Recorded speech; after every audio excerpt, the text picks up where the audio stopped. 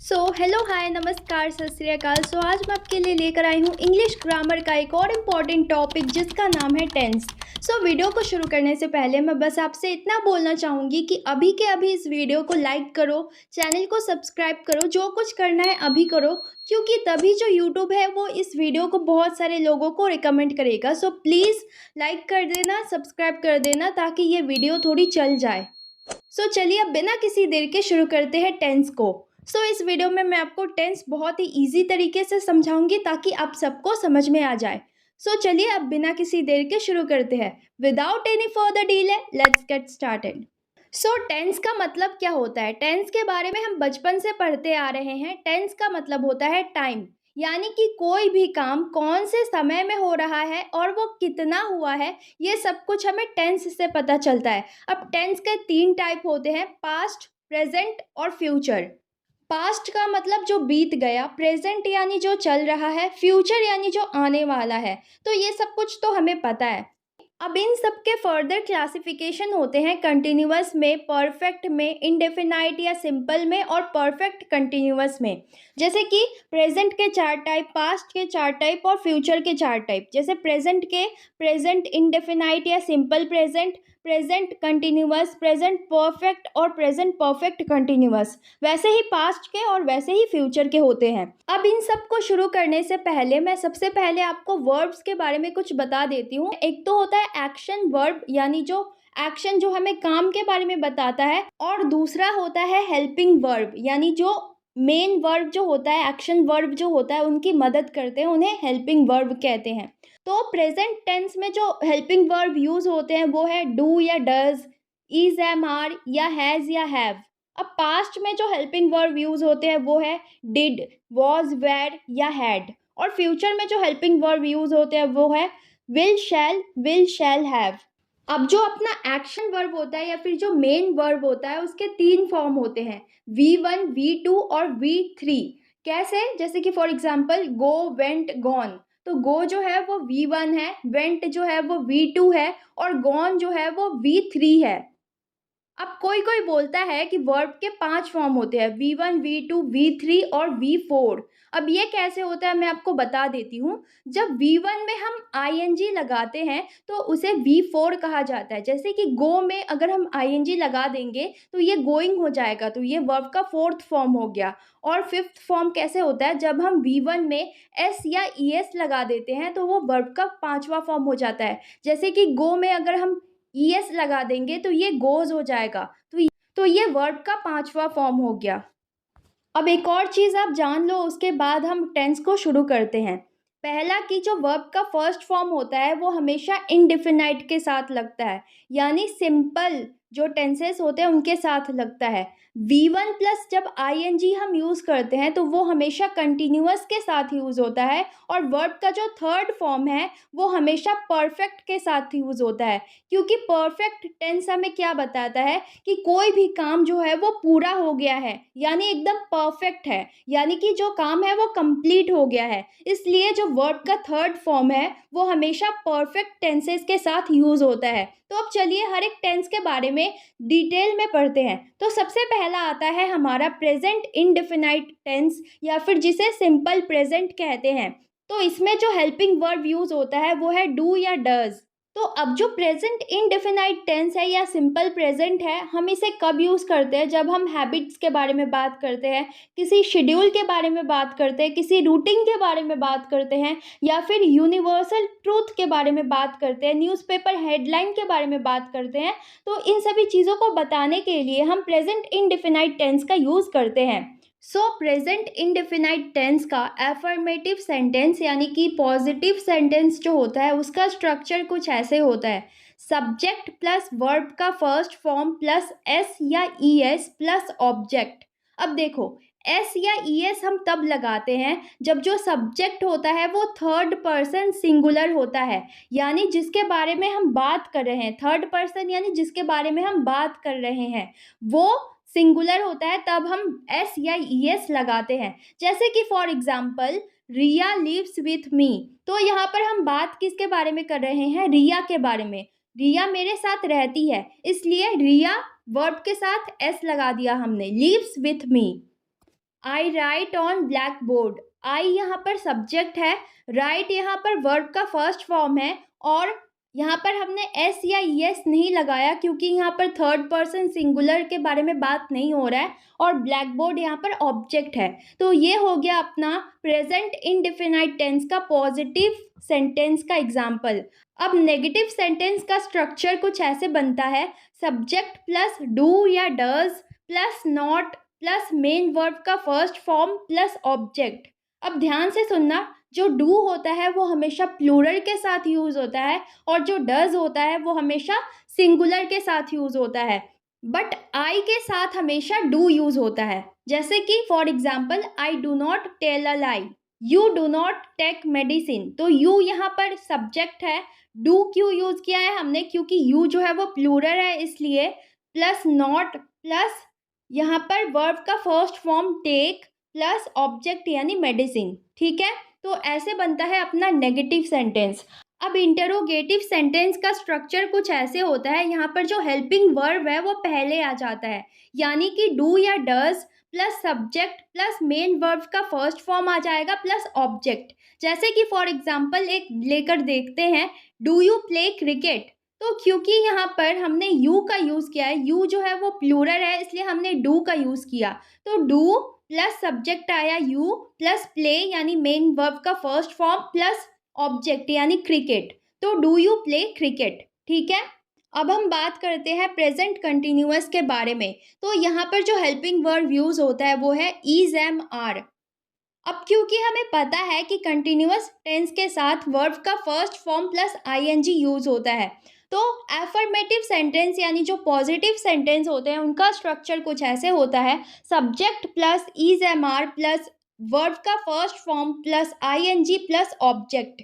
जैसे कि एक एग्जाम्पल लेकर देखते हैं, she is preparing for examination. तो यहाँ पर शी जो है वो सब्जेक्ट है प्लस हमने हेल्पिंग वर्ब यूज़ किया इज़ प्लस वर्ब का फर्स्ट फॉर्म प्रिपेयर के साथ आईएनजी यानी प्रिपेयरिंग प्लस ऑब्जेक्ट एग्जामिनेशन। ठीक है, तो ये हो गया अपना प्रेजेंट कंटिन्यूअस टेंस का पॉजिटिव सेंटेंस। अब नेगेटिव सेंटेंस का स्ट्रक्चर कुछ ऐसे होता है, subject plus is am are plus not plus main verb का first form plus ING plus object. जैसे कि for example, your brother is not calling you. तो यहाँ पर योर ब्रदर जो है वो सब्जेक्ट है प्लस हमने यूज़ किया हेल्पिंग वर्ब यानी इज, उसके साथ plus not plus call plus ING यानी वर्ब का first form plus ING plus object यानी यू। ठीक है, अब हम बात करते हैं इंटरोगेटिव सेंटेंस का स्ट्रक्चर कैसे होता है। तो यहाँ पर फिर से जो हेल्पिंग वर्ब है वो सामने आ जाता है, यानी कि is am are plus subject plus main verb का first form plus ING plus object. जैसे कि for example, are you talking to me. Are यहाँ पर पहले आ गया यानी हेल्पिंग वर्ब प्लस सब्जेक्ट यानी you plus talk plus ING यानी वर्ब का first form plus ING to me. Me जो है वो ऑब्जेक्ट है। तो समझ में आया। अब हम बात करते हैं प्रेजेंट परफेक्ट की। तो परफेक्ट टेंस क्या होते हैं, हमने पहले ही पढ़ा था कि परफेक्ट टेंस यानी जो काम पूरा हो चुका है उसके बारे में बताते हैं, यानी कि जो काम है वो कंप्लीट हो गया है, परफेक्ट हो गया है। ठीक है, और इसमें वर्ब का थर्ड फॉर्म यूज होता है। तो चलिए देखते हैं प्रेजेंट परफेक्ट का जो पॉजिटिव सेंटेंस होता है उसका स्ट्रक्चर कैसे होता है। और हाँ, यहाँ पर जो हेल्पिंग वर्ब यूज होते हैं वो है हैज़ या हैव। तो पॉजिटिव सेंटेंस का स्ट्रक्चर कुछ ऐसे होता है, सब्जेक्ट प्लस हैज़ या हैव प्लस वर्ब का थर्ड फॉर्म प्लस ऑब्जेक्ट। जैसे कि for example, we have met him, यानी कि वी जो है वो सब्जेक्ट है प्लस हैव हमने यूज़ किया क्योंकि वी प्लूरल है इसलिए, प्लस मेट जो है वो वर्ब का थर्ड फॉर्म है प्लस ऑब्जेक्ट यानी हिम। और आई के साथ हमेशा हैव का यूज़ होता है, जैसे कि I have eaten the food. अब नेगेटिव सेंटेंस का स्ट्रक्चर कुछ ऐसे होता है, सब्जेक्ट प्लस हैज़ या have plus not plus verb का थर्ड फॉर्म प्लस ऑब्जेक्ट। जैसे कि for example, she has not written a letter. तो यहाँ पर हमने यूज़ किया पहले सब्जेक्ट शी प्लस हैज़ क्योंकि ये सिंगुलर है प्लस नॉट प्लस वर्ब का third form written plus object letter. Next हम बात करते हैं कि प्रेजेंट परफेक्ट का इंटरोगेटिव सेंटेंस का स्ट्रक्चर कैसे होता है। तो सबसे पहले जो हेल्पिंग वर्ब है वो सामने आ जाता है, यानी कि हैज़ या have plus subject plus verb का थर्ड फॉर्म प्लस ऑब्जेक्ट। जैसे कि for example has she written a letter, तो क्योंकि यहाँ पर शी जो है वो सिंगुलर है यानी सब्जेक्ट सिंगुलर है, इसलिए हमने हैज़ का यूज़ किया। तो has plus subject plus verb का थर्ड फॉर्म यानी रिटन प्लस ऑब्जेक्ट यानी लेटर। अब हम बात करते हैं प्रेजेंट परफेक्ट कंटिन्यूअस की। तो ये जो टेंस होते हैं ये कंटिन्यूअस होते हैं और साथ ही साथ परफेक्ट होते हैं, यानी इसमें हमें मालूम होता है कि जो काम है वो कब से चल रहा है। अब जो प्रेजेंट परफेक्ट कंटिन्यूअस है उसका हेल्पिंग वर्ब होता है हैज़ बिन या हैव बिन। अब एफर्मेटिव सेंटेंस यानी जो पॉजिटिव सेंटेंस होते हैं उनका स्ट्रक्चर कुछ ऐसे होता है, सब्जेक्ट प्लस हैज़ या have been plus main verb का first form plus ING plus object plus since या फॉर प्लस टाइम। अब देखो यहाँ पर हम सिंस या फॉर का यूज़ करते हैं टाइम से पहले, यानी किसी भी टाइम से पहले हम सिंस या फॉर का यूज़ करते हैं। अब सिंस का हम यूज़ तब करते हैं जब हमें डेफिनाइट टाइम के बारे में पता होता है, यानी एग्जैक्ट टाइम के बारे में पता होता है। और फॉर का यूज़ हम तब करते हैं जब टाइम जो है वो इनडेफिनाइट होता है, यानी हमें एग्जैक्ट टाइम के बारे में नहीं पता होता है।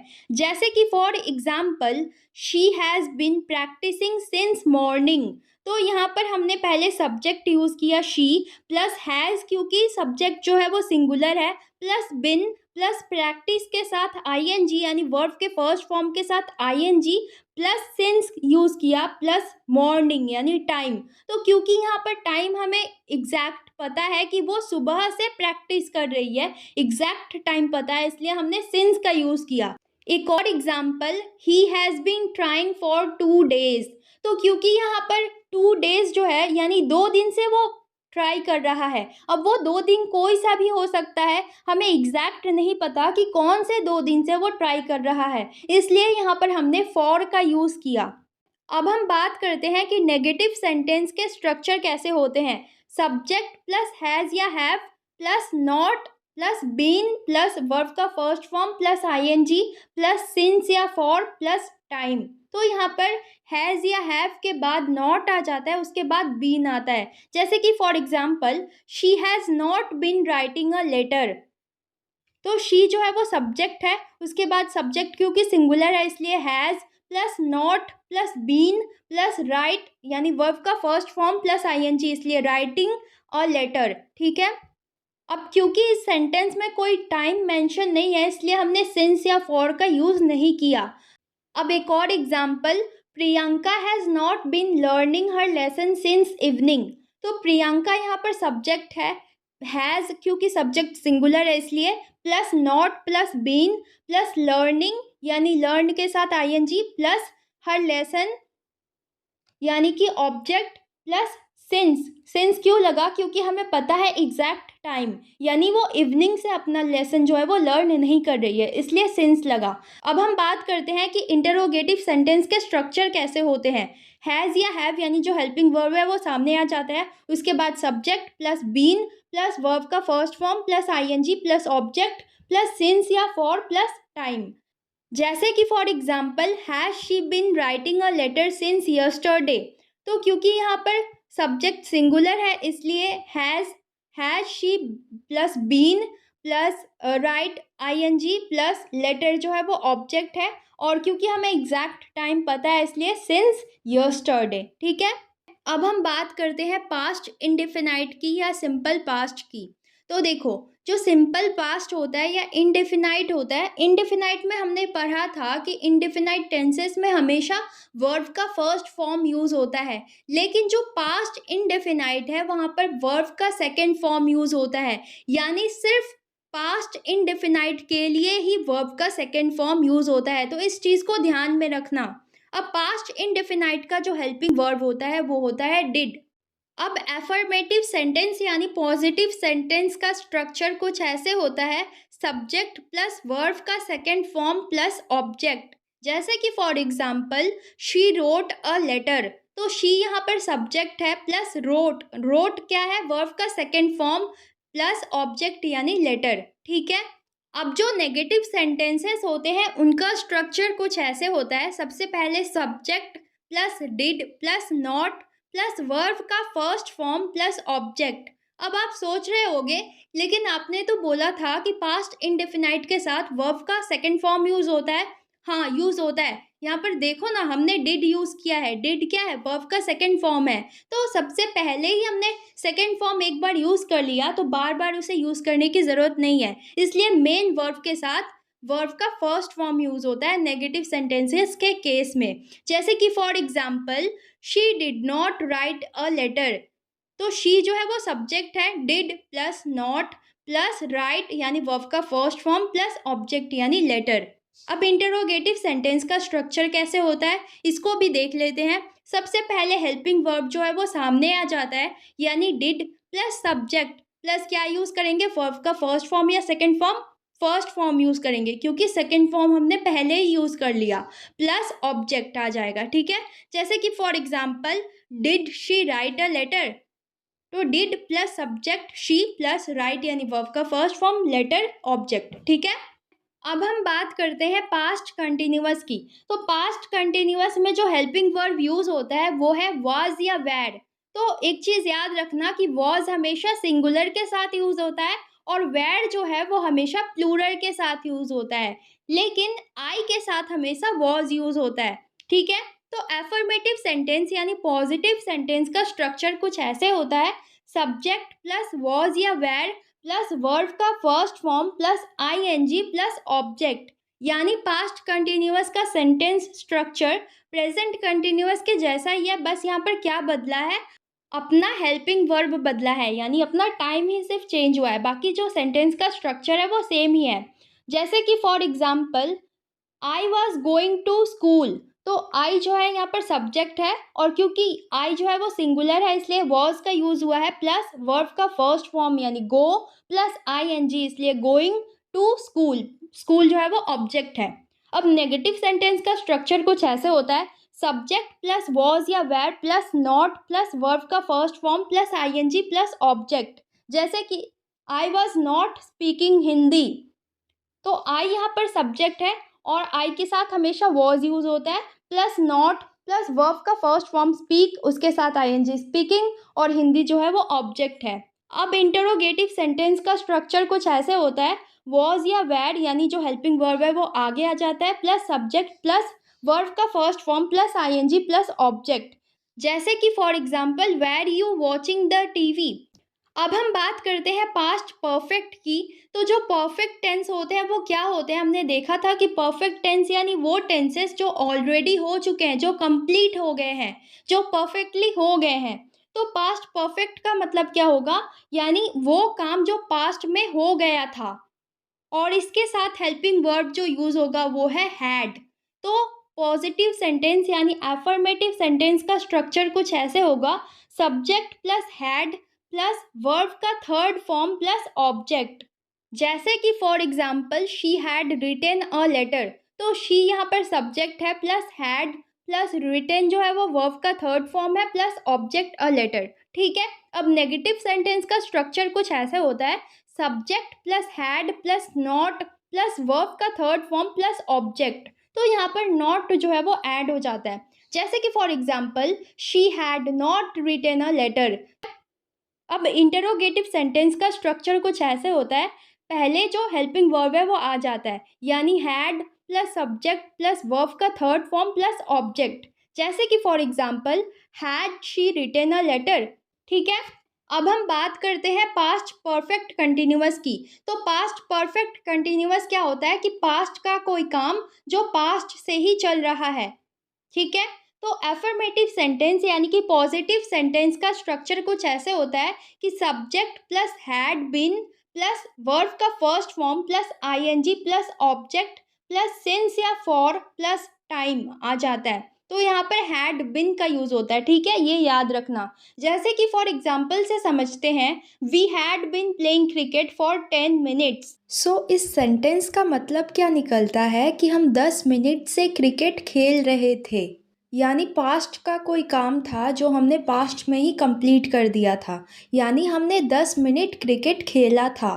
तो सब्जेक्ट देखो, तो सबसे पहले यहाँ पर सब्जेक्ट आया वी प्लस हैड बिन आया प्लस वर्ब का फर्स्ट फॉर्म यानी प्ले, उसके साथ आईएनजी आया यानी प्लेइंग प्लस ऑब्जेक्ट आया यानी क्रिकेट। अब यहाँ पर फॉर का यूज़ किया गया है क्योंकि हमें एग्जैक्ट टाइम नहीं पता कि वो 10 मिनट हमने कब खेला था। ठीक है। अब नेगेटिव सेंटेंस का स्ट्रक्चर कुछ ऐसे होता है कि subject plus had plus not आ जाता है, उसके बाद बीन आता है प्लस वर्ब का first form plus ING plus object plus since या फॉर प्लस टाइम। जैसे कि for example I had not been watching TV for 10 minutes. इसका मतलब क्या है कि मैं 10 मिनट से टीवी नहीं देख रहा था। नेगेटिव सेंटेंस का एग्जाम्पल एक और, the poet had not been writing poems since morning. तो क्योंकि यहाँ पर हमें एग्जैक्ट टाइम का पता है इसलिए सिंस का यूज़ किया गया है। अब इंटरोगेटिव सेंटेंस का स्ट्रक्चर कुछ ऐसे होता है, जो हेल्पिंग वर्ब है वो सामने आ जाता है, यानी had plus subject plus been plus verb का first form plus ING plus object plus since या फॉर प्लस टाइम। जैसे कि for example had the poet been writing poems since morning. तो यहाँ पर सबसे पहले हेल्पिंग वर्ब आया हैड, उसके बाद सब्जेक्ट आया द पोएट, उसके बाद बीन आया, उसके बाद वर्ब का फर्स्ट फॉर्म उसके साथ आईएनजी आया यानी राइटिंग, उसके बाद ऑब्जेक्ट आया पोएम्स, और यहाँ पर सिंस का यूज़ किया गया है क्योंकि हमें एग्जैक्ट टाइम का पता है जो कि है मॉर्निंग यानी सुबह से। अब हम बात करते हैं फ्यूचर टेंस की। तो फ्यूचर टेंस में सबसे पहला है फ्यूचर इंडेफिनाइट यानी सिंपल फ्यूचर। तो इसका जो हेल्पिंग वर्ब है वो है विल या शैल। तो शैल जो है वो हमेशा आई या वी के साथ यूज़ होता है और विल जो है वो बाकी सबके साथ यूज़ होता है। लेकिन आपको पता ही होगा कि जो शैल या विल है वो एक मॉडल वर्ब है। तो जब सेंटेंस में हम प्रॉमिस करते हैं या थ्रेट करते हैं या फिर डिटर्मिनेशन दिखाते हैं यानी संकल्प दिखाते हैं, तो उस टाइम पे ये उल्टा हो जाता है, यानी उस टाइम पे आई और वी के साथ विल का यूज़ होता है। तो फ्यूचर इंडेफिनाइट यानी सिंपल फ्यूचर का जो एफर्मेटिव यानी पॉजिटिव सेंटेंस होता है उसका स्ट्रक्चर कुछ ऐसे होता है, सब्जेक्ट प्लस विल या शैल प्लस वर्ब का फर्स्ट फॉर्म प्लस ऑब्जेक्ट। जैसे कि for example I will go to the market. तो क्योंकि यहाँ पर ये डिटर्मिनेशन है या फिर प्रॉमिस है, प्रॉमिस भी हो सकता है कि मैं मार्केट जाऊँगा, इसलिए यहाँ पर आई के साथ विल का यूज़ किया गया है। ठीक है। नेगेटिव सेंटेंस का स्ट्रक्चर कुछ ऐसे होता है, सब्जेक्ट प्लस विल या शैल प्लस नॉट आ जाता है, उसके बाद वर्ब का फर्स्ट फॉर्म आता है प्लस ऑब्जेक्ट आता है। Example I will not go to the market, मैं मार्केट नहीं जाऊँगा। अब इंटरोगेटिव सेंटेंस का स्ट्रक्चर कुछ ऐसे होता है, विल या शैल यानी हेल्पिंग वर्ब पहले आ जाता है, उसके बाद सब्जेक्ट आता है, फिर वर्ब का फर्स्ट फॉर्म आता है, फिर ऑब्जेक्ट आता है। जैसे कि for example will I go to the market. अब हम बात करते हैं फ्यूचर कंटिन्यूअस की। तो फ्यूचर कंटिन्यूअस का मतलब क्या होता है कि फ्यूचर में कोई काम चल रहा होगा। ठीक है।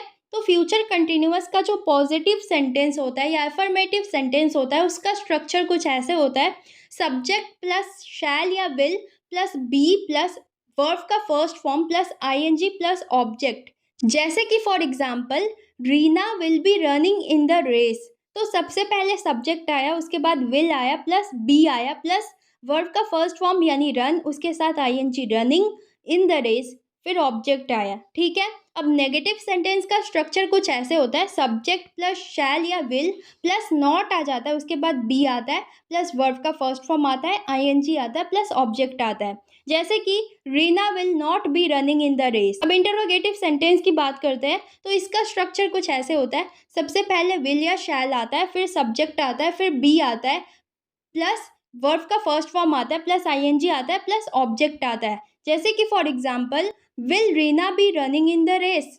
अब हम बात करते हैं फ्यूचर परफेक्ट टेंस की। तो फ्यूचर परफेक्ट का मतलब क्या होता है कि ऐसा कोई काम जो फ्यूचर में कंप्लीट हो गया होगा, फ्यूचर में परफेक्टली हो गया होगा। तो फ्यूचर परफेक्ट का जो एफर्मेटिव सेंटेंस यानी पॉजिटिव सेंटेंस होता है उसका स्ट्रक्चर कुछ ऐसे होता है, सबसे पहले सब्जेक्ट, उसके बाद प्लस विल या shall plus have plus verb का थर्ड फॉर्म प्लस ऑब्जेक्ट। ठीक है। जैसे कि for example I will have cooked the dinner, यानी कि पहले सब्जेक्ट आया आई, उसके बाद विल आया प्लस हैव आया प्लस वर्ब का थर्ड फॉर्म आया यानी कुक्ड, उसके बाद द डिनर आया ऑब्जेक्ट। ठीक है। अब नेगेटिव सेंटेंस का स्ट्रक्चर कुछ ऐसे होता है, सबसे पहले सब्जेक्ट आता है, फिर विल और शैल आता है प्लस नॉट आ जाता है, उसके बाद हैव आता है, प्लस वर्ब का थर्ड फॉर्म आता है, प्लस ऑब्जेक्ट आता है। जैसे कि for example, I will not have cooked the dinner.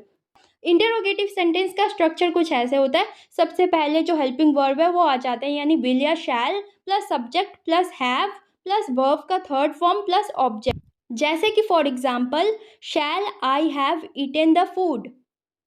तो पहले हेल्पिंग वर्ब आया शैल, उसके बाद सब्जेक्ट आया आई, उसके बाद हैव आया, प्लस वर्ब का थर्ड फॉर्म ईटेन आया, उसके बाद द फूड ऑब्जेक्ट आया। ठीक है, अब हम बात करते हैं फ्यूचर परफेक्ट कंटिन्यूअस की। तो फ्यूचर परफेक्ट कंटिन्यूअस का मतलब क्या होता है कि फ्यूचर में कोई काम होगा और वो कोई खास टाइम से चल रहा होगा।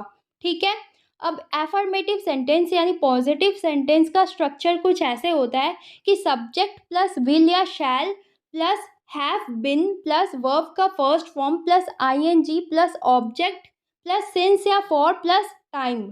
ठीक है, जैसे कि for example, he will have been living in Delhi for 10 years. तो सबसे पहले सब्जेक्ट आया, उसके बाद विल आया, उसके बाद हैव बिन आया, प्लस वर्ब का first form leave plus ING आया यानी लिविंग, प्लस ऑब्जेक्ट आया इन दिल्ली। ठीक है, उसके बाद आया अपना फॉर, क्योंकि हमें एग्जैक्ट टाइम नहीं पता इसलिए फॉर, उसके बाद टाइम आया 10 ईयर्स। ठीक है, अब नेगेटिव सेंटेंस का स्ट्रक्चर कुछ ऐसे होता है, सब्जेक्ट प्लस विल या शैल, उसके बाद नॉट आ जाता है, उसके बाद हैव बीन आता है, प्लस वर्ब का first form plus ING plus object plus since या फॉर प्लस टाइम। ठीक है, इसका example, I will not have been teaching you for 2 days.